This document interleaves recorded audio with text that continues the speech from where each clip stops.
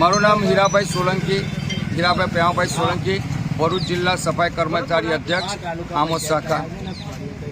આજ રોજ હું આપના માધ્યમથી જણાવું છે કે તારીખ 5/1/2026ના રોજ તાલુકા પંચાયત કાર્યાલયની અંદર સફાઈ કામદાર તરીકે ફરજ બજાવતા અશોકભાઈ ભૈલાલભાઈ સોલંકીને તાલુકા પંચાયતના કારોબારી અધ્યક્ષના પતિ શ્રી કેતનભાઈ પટેલ તેઓએ બહાર રોડ પર ગાડી ઊભી રાખી અને તેમને બૂમ પાડી, પરંતુ અશોકભાઈ નહાવા બેઠેલા તો એમના પુત્ર આવીને સાંભળ્યું તો એમના પુત્રને એવું કહે છે કે ભાઈ તાલુકા પંચાયત ચાવી લ્યાલ, મને તો લોક ખોલી આલ કે। તો પેલા ભાઈએ ના પાડ્યું છોકરાએ કે સાહેબ આજે રવિવાર છે, હું કેવી રીતના ખોલું? કે તું તારી માટે તું બધો નેતા ના બને, તું મને કાયદો ના શીખવાડ કે અમારા અંગત કામ છે, એના માટે અમારે તારું ખોલવું છે, તું તારું ખોલી આલ કે। નહીં તો કે તને પાછે એમ બોલે કે તું તારી ઓકાત મેં, તમારી ઓકાત શું છે, તારી કાસ્ટ શું છે, તારી જાતિ શું છે? કારણ કે તમે જો કરે છે, તમે ભંગ્યા મને આવો કાયદો શીખવાડશો તો અમારા તાલુકામાં નેતાગીરી કરવાની બંધ થઈ જાય।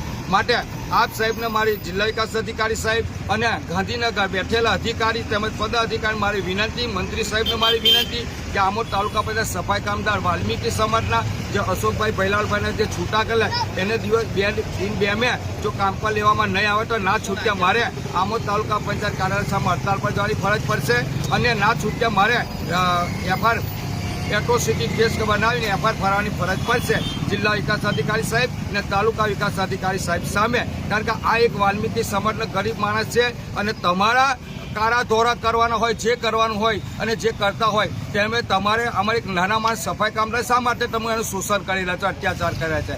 માટે આપ સાહેબને મારી વિનંતી કે તાકીદે આ સફાઈ કર્મચારીને એને ન્યાય મળવો જોઈએ, નહીં તો ના છૂટતા મારા ગાંધીજન માર્ગ અપનાવવાની જરૂર પડશે। જય ભીમ, જય હિન્દ।